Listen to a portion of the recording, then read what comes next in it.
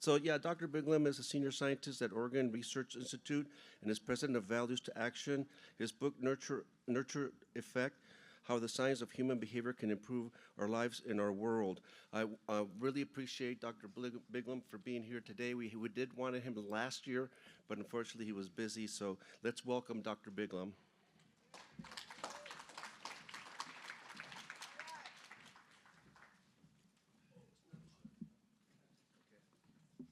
I think I need this down. Can you hear me? Yeah. Well, let me start by saying that I'm intimidated because my job is to talk about the science of prevention and how wonderful it is, and it doesn't compare to the love and caring and respect that we just saw in the last couple hours, except let me tell you this. Inside all of these studies where we randomize these people to not get it, we randomize those people to get it, and the ones who got it are doing better. Inside all of those programs, there's love and caring and respect. And so hopefully that'll come through in what I have to say. So let me start with the prevention. The prevention parable or metaphor, but how many know about the prevention metaphor? So the Willamette River runs through Eugene. And one day there's a kid struggling in the water and they try to save the kid, but the kid drowns. The kid drowns, right? The next day there are two kids and they save one of them. And then the next day there are a couple more kids. And so now they've got a boat out there all the time and there are people, and they're saving more and more of them. But nobody ever goes upstream to see who's putting all these kids in the water. That's the prevention parable.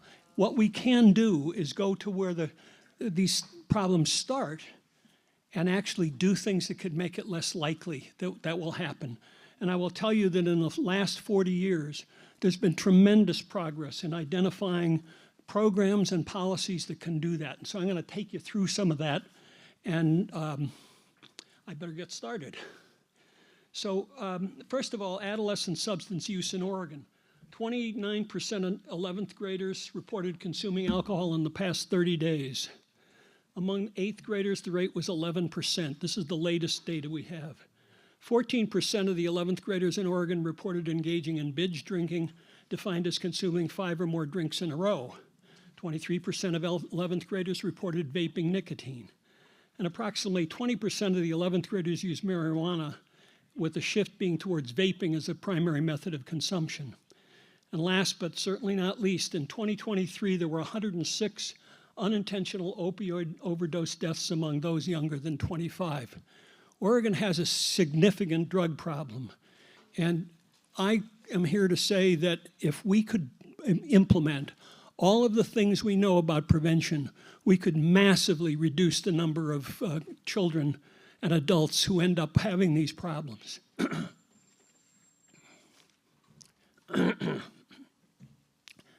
I'm 80 years old, and I'm noticing that my voice is getting old. Strange. Oh, well. So the first thing to know is that problem behaviors are highly interrelated. The relative risk of one of those problems given other problems is what this shows. And so if a child, and this is 10,000 8th graders filled out this survey. And in 8th grade, if a person said they used substances, they were 5.5 times more likely to also report engaging in antisocial behavior, delinquency kinds of things. They were 8.5% more likely to describe engaging in risky sexual behavior. They were 3.5 times more likely to be depressed, and they were 2.5 times more, or 2.29% more likely to have eating disorders. All of these problems are interrelated. And if we try to just deal with drug use without paying attention to any of these other things, our effects will be limited. What we need to do is have a comprehensive approach to prevention, which is basically a matter of making our schools, our families, our communities nurturing of everyone. So I want to talk about two distinct developmental pathways. And what I'm going to say, much of this research was done here in Eugene, where people at the Oregon Social Learning Center went to families and they studied family interactions.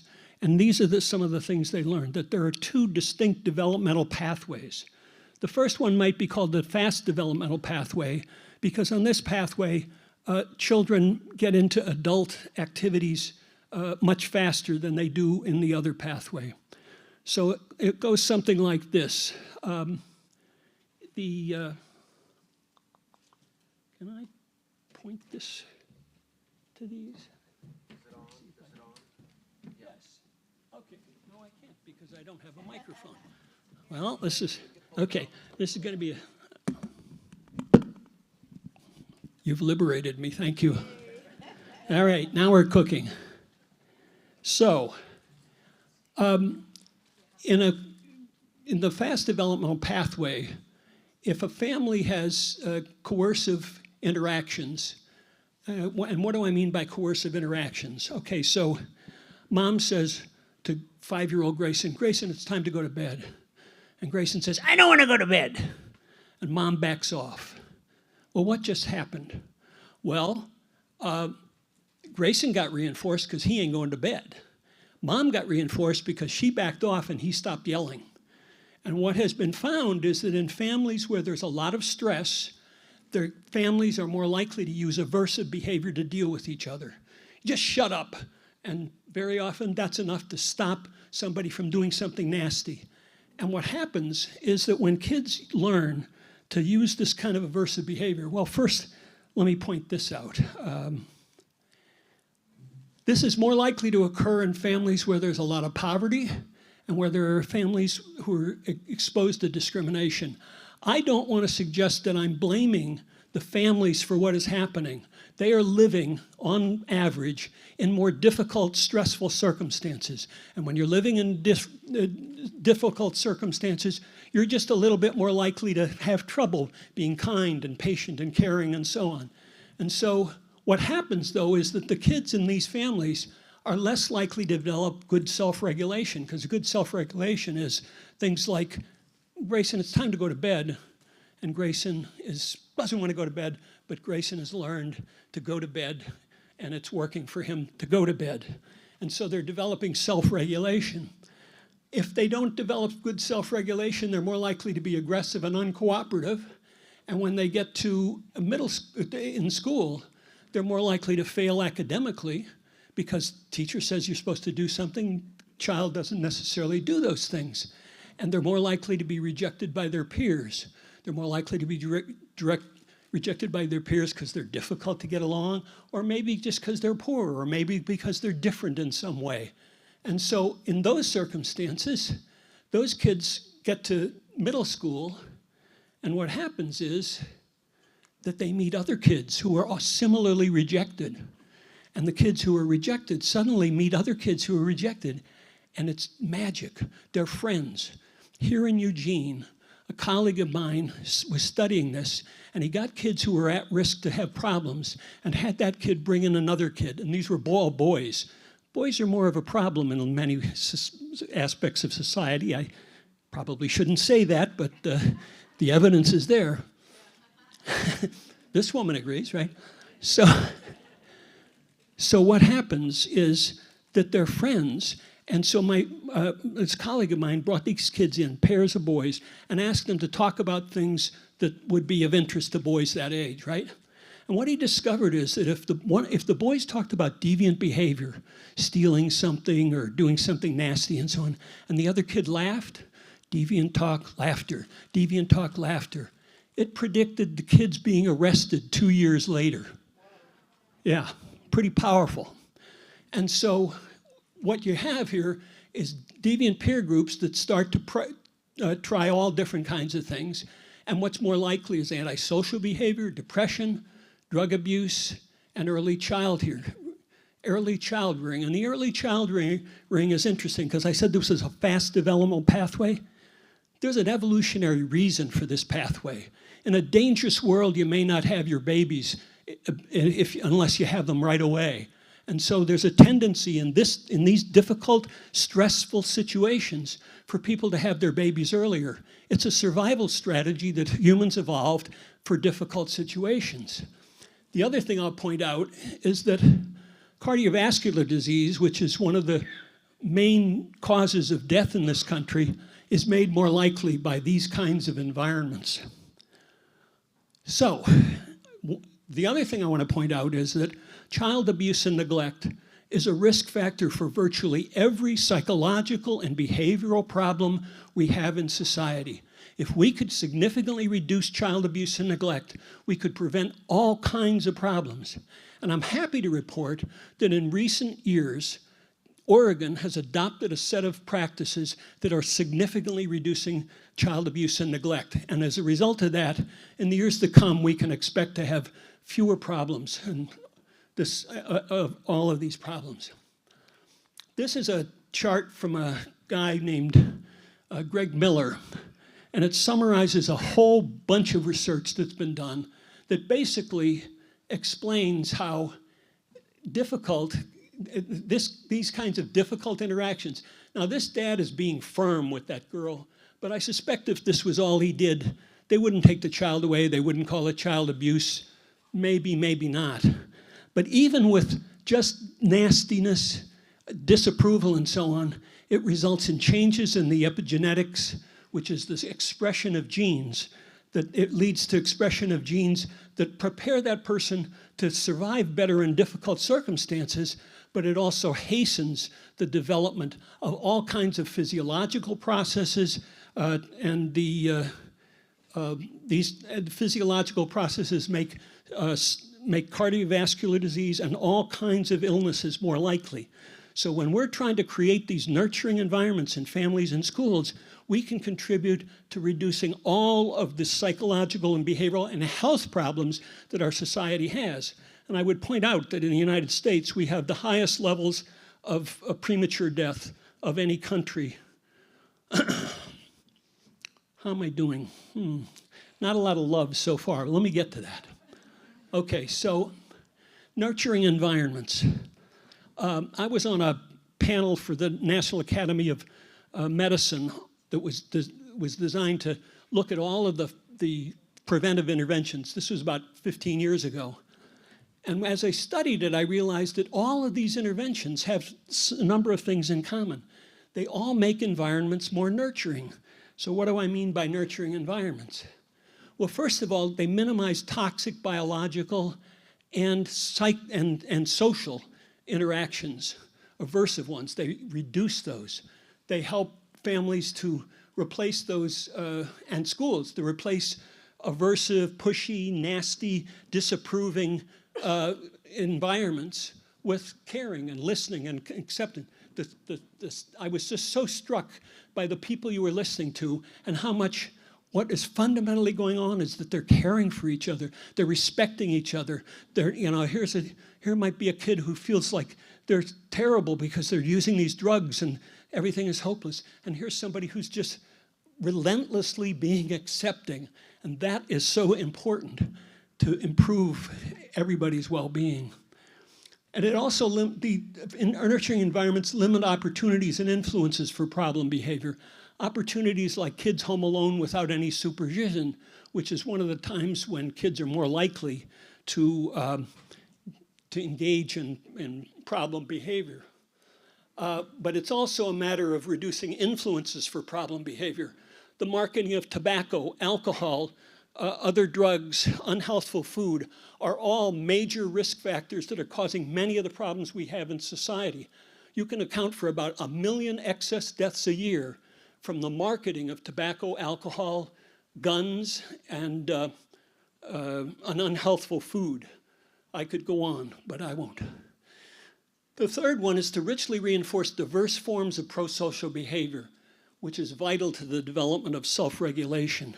And I'm not talking about M&Ms and stickers. I'm talking about listening and caring and hugging and cooperating and the way that people learn new skills and self-regulation. It's fundamental to the well-being of everyone. And the last one is maybe something a little different. It's to promote psychological flexibility, which is the mindful pursuit of one's values, even in the context of thoughts and feelings that get in the way. And there's a wealth of evidence on you could look up acceptance and commitment training or acceptance and commitment therapy. And you will find that there's a ton of evidence showing that you can help people by helping them to notice and accept the thoughts and feelings they have that are maybe negative, but at the same time, to pursue the things that are most important to them. So it's sort of like they have thoughts and feelings that are moving them away from what they wanted to go to, and this approach helps them to notice the thoughts and feelings that get in the way, but nonetheless move in the direction of the things that are important to them. And that has been revolutionary in clinical psychology. So that's nurturing environments.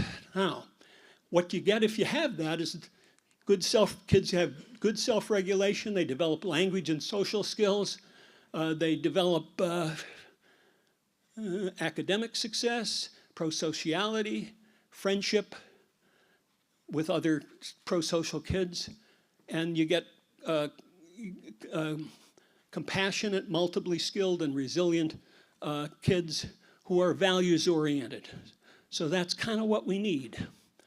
So let me talk briefly about the power of prevention. This is a slide from that committee that I said I was on, and it's a summary of all of the things that have been identified to help prevent problems among children and adolescents. Here are the developmental phases across the top, and every one of these bracketed items refers to one or more things that, that prevent multiple problems. Typically, these programs have been shown in randomized trials. Some people got it, other people didn't. The ones who got it did significantly better. That has been shown to prevent most problems. Most of these interventions prevent more than one problem. Why? Because all these problems are interrelated, and all these problems result from the same environments. Change the environment, you're addressing all of those problems, and you're having significant benefits. The other thing is that most of these programs, when they looked at the cost of the program versus the results of the program, there's a positive benefit. You invest in these things, and you will significantly reduce healthcare costs, criminal justice costs. You'll increase the degree to which kids are successful academically. You'll increase the degree to which they're making a better salary.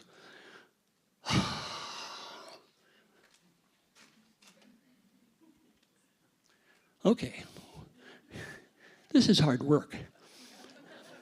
So, nurturing families.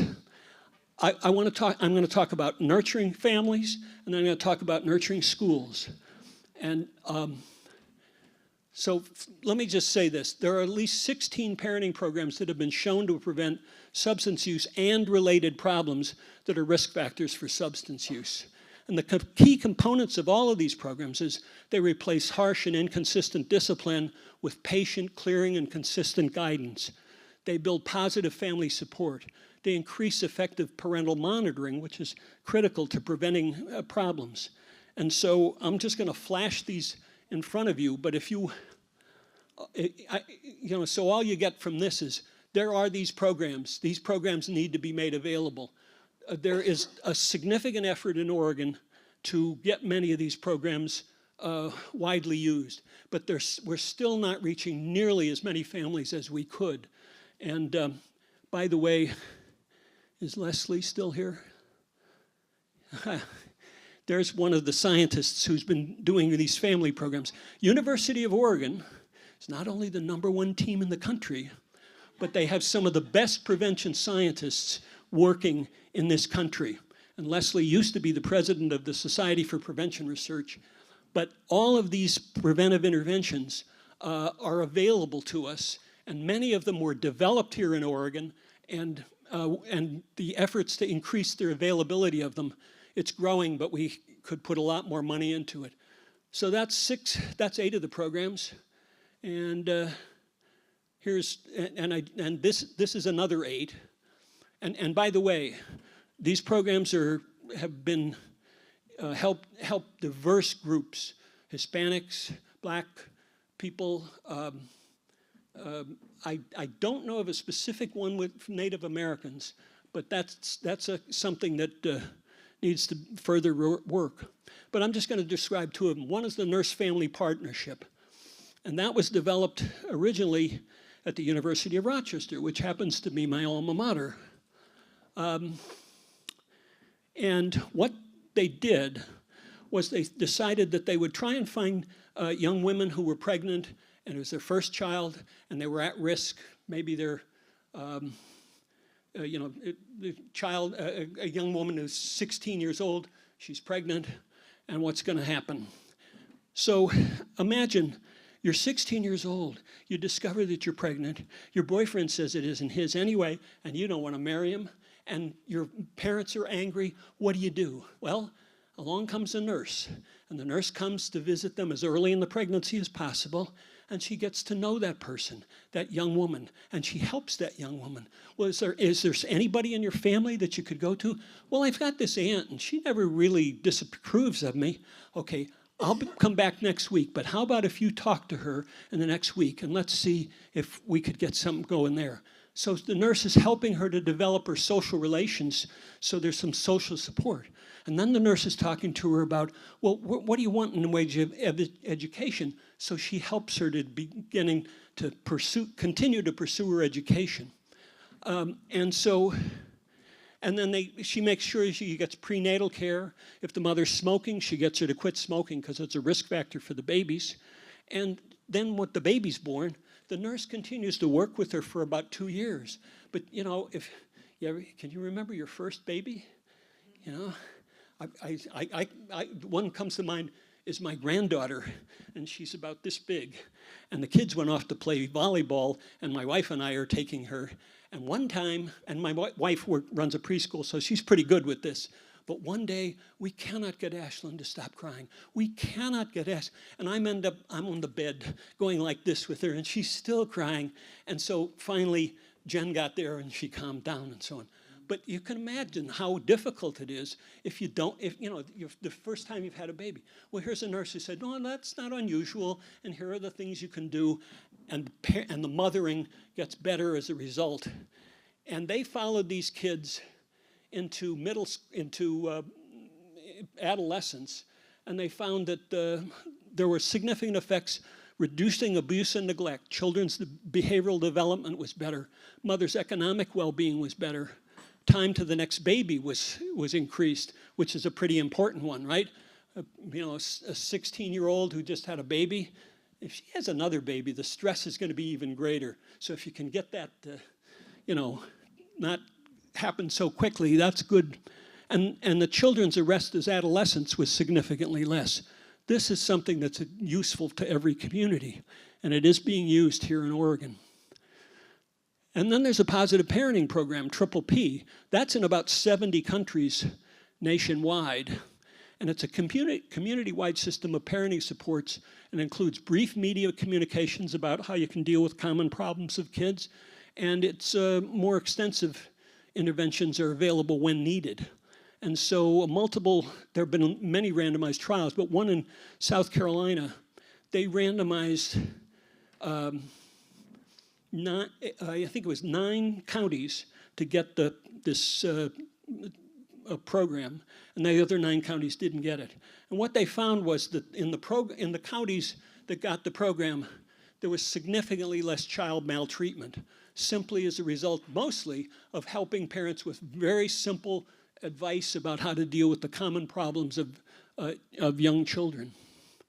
So now I'm going to talk to evidence-based school interventions, which is, I think, why Bernardino hired me.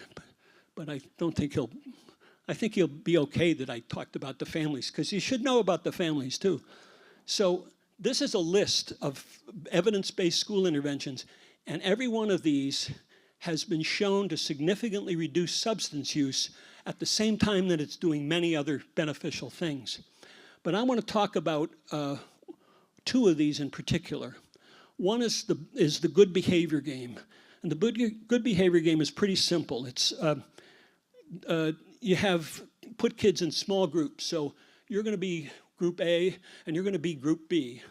And we're going to do silent reading for 10 minutes, okay?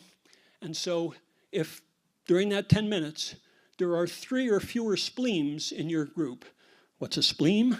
A spleen is a made-up word for behavior you don't want. And the guy who invented this claims that to say spleen, you have to smile. So it's trying to take the venom out of problem behavior. Everybody behaves problematically, no big deal. But if you have three or fewer spleens, you'll get a reward. And if you have 4 spleens, you don't get an award, no big deal. Same for you guys, right? So it's there's a competition, but you can both win, right? And so what they found in multiple studies is that when you help kids to learn to self-regulate, to cooperate, you can get them to the point where you can do an hour of the good behavior game and there's no disruptive behavior. And this has been shown to result in kids who get this program just in 1st and 2nd grade, that by the time they're in middle school, they're less likely to be using substances. By the time that they're graduated from high school, well, first of all, they're more likely to graduate from high school. They're more likely to attend college. They're less likely to have substance use problems. They're less likely to be engaging in antisocial behavior. It's a good program. And this is in multiple schools. It's in about 50,000 classrooms nationwide, but it's in multiple schools in Oregon, but it's not in everyone. Let's see. So this, I just summarized this. These are all the benefits of it. I'm going to go on since I don't know what time it is, but okay, so the PACS Good Behavior Game, there are also kernels in the PACS Good Behavior Game. These are simple behavior influence tools like PACS Vision. In PACS Vision, let's say you're 1st grade, we're going to do a PACS Vision. And so I'm going to ask each of you, if this were the most wonderful classroom you'd ever been in, what would you see more of? Actually, what would you see more of if this was the most wonderful classroom? Compassion. Compassion, okay. And what would you hear more of? Hmm?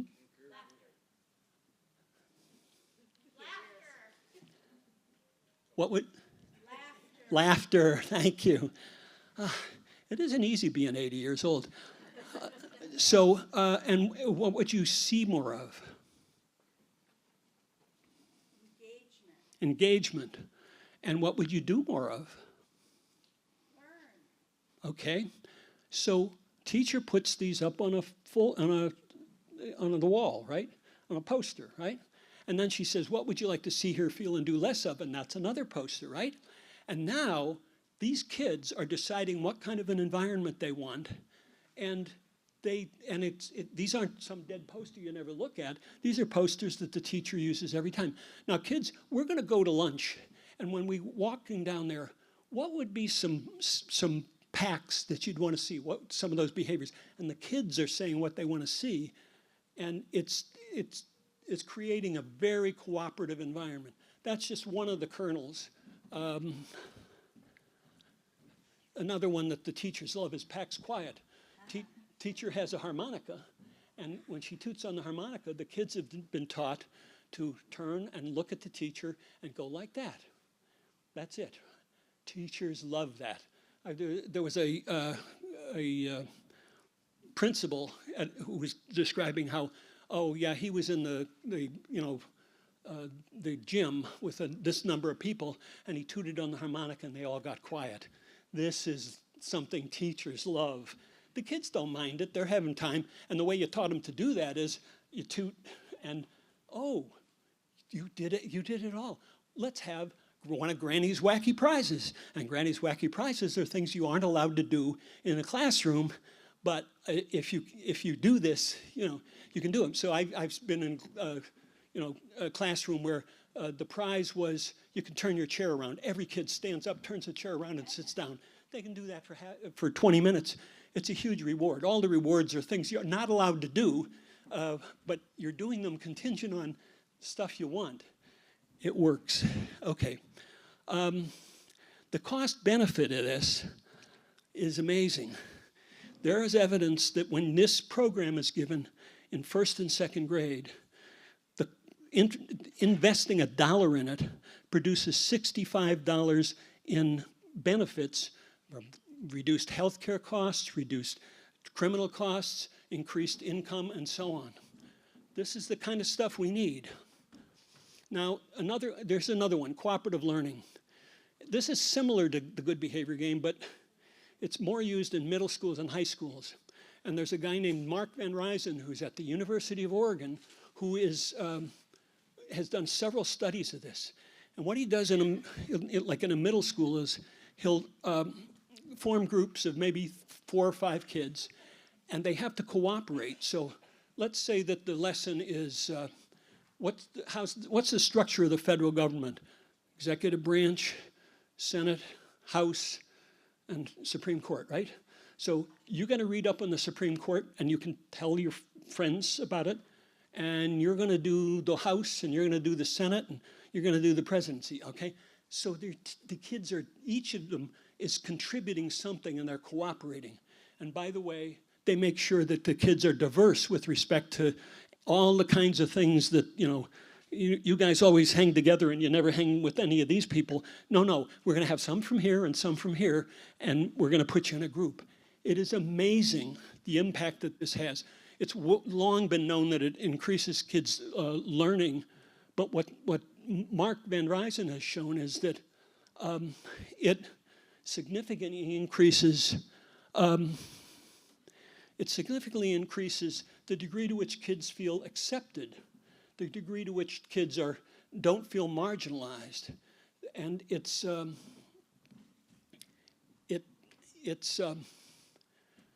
has the academic benefits, but it also improves peer relations, and peer relations are very important because I submit that the key component in all of these programs, the families and the school programs, is that they teach social acceptance. They teach, you heard these folks that were up here. They found themselves in an environment where people listened to them, cared for them, they felt accepted. They didn't feel like they were stigmatized. And so if you do this across all of the diversities that we have in society, we're going to have a better society. And this is an editorial I shouldn't put in, but these are the very principles that we need to promote throughout this society to create a society which is increasingly more nurturing across all of the diversities that we have. So, I want one last part of this, and this is lessons from states that have done better than Oregon. And this drives me crazy because I've been doing prevention research in Oregon for 40 years, and we are not doing as well as other states. Washington developed Communities That Care, which was used community organizing principles to educate community leaders about prevention. And they got it widely implemented in Washington and tested it in a randomized trial in communities around the country. And at one point it was being used in Oregon, but somehow that withered. I don't know the details of that.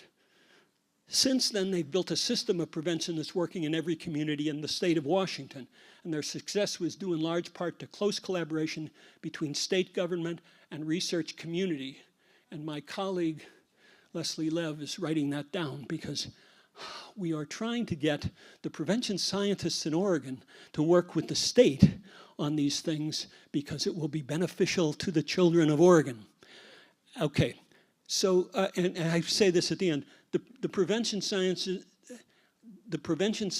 in Oregon are the prevention scientists in Washington are no more prolific and well-funded and well-published than the ones in Oregon, except we got to get them involved with the government.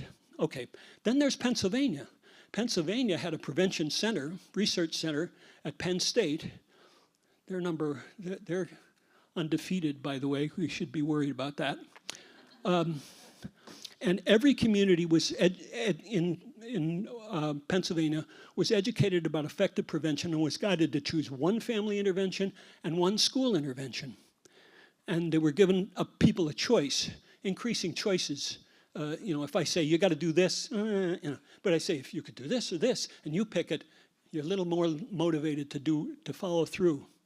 So over the ensuing 15 years, the research center and state government brought in a total of 17 evidence-based preventive interventions and promoted their adoption.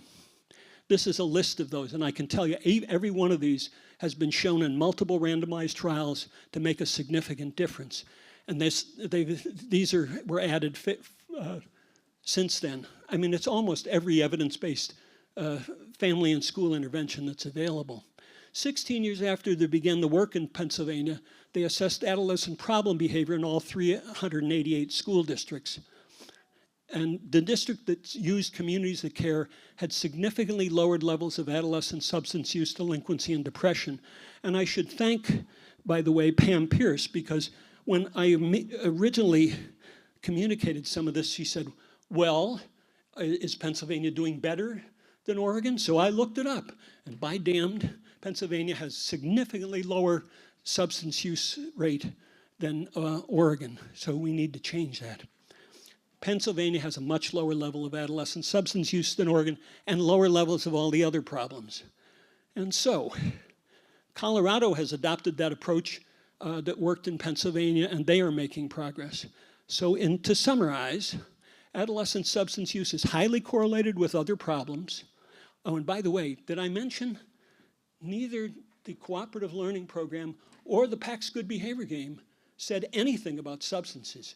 I was struck by, there was a question for the first set of panelists about the curriculum on substance use. And they were kind of saying what I expected, that there were lessons in substance use, but they tell you that these things aren't good for you and so on. And there's no evidence that that will make a difference. But if you create these conditions, you can make a difference. So the good news is that preventing problems as diverse as academic failure, depression, antisocial behavior will contribute to preventing substance use. A state that systematically implements evidence-based prevention in its communities will see significant reductions in all the most common and costly problems of childhood and adolescence. And getting evidence-based family and school programs adopted in every community is the bedrock of effective prevention. Somebody earlier mentioned the Lund Report, and the Lund Report was done about a year ago now, and Emily Green was the main journalist in it, and she studied the degree to which schools in Oregon are using evidence-based programs and discovered that there's very little, most of the schools, and part of the problem has been, and I'm a little unsure about what the law is now, but it was that the Department of Education cannot tell the schools what to do. So they didn't tell the schools what to do, and by damn, they didn't do evidence-based prevention in most of the schools. So we need to change that. And I haven't had time to really talk about this, but there are also community interventions that can be done. The number one would be to limit access to alcohol, tobacco, and other drugs and firearms, and there are significant ways to do that. And also to have numerous recreational activities. I think the kinds of things that you heard these kids, they were invited into a warm, caring, supportive group of people. They're getting fed, and they're doing, good things. And so that's something we need.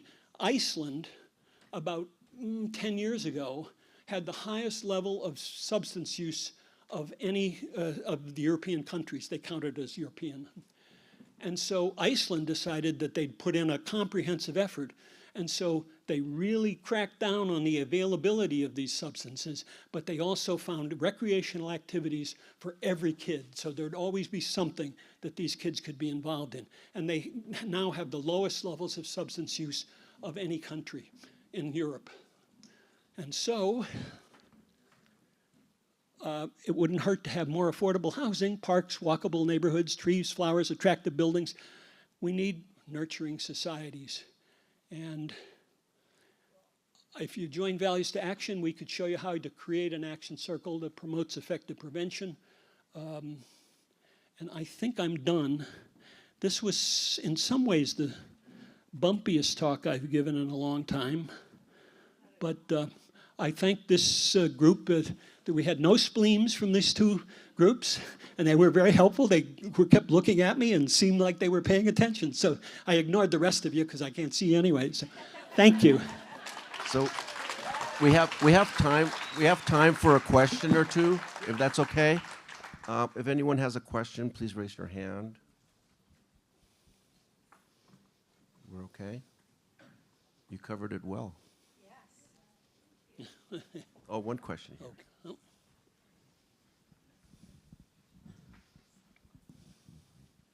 My question is your body of work and your contributions here at the university in the prevention medicine, prevention sciences? Where is it?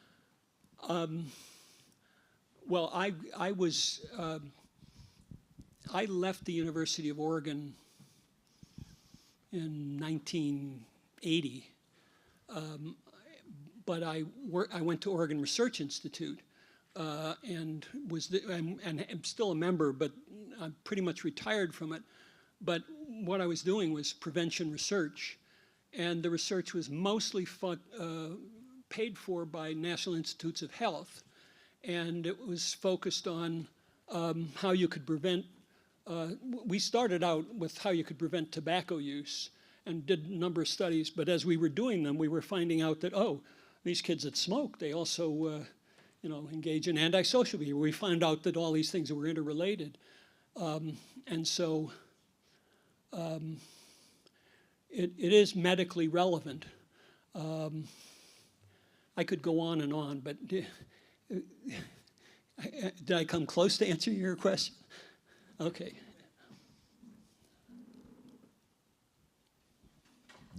Stunned silence. Thank you.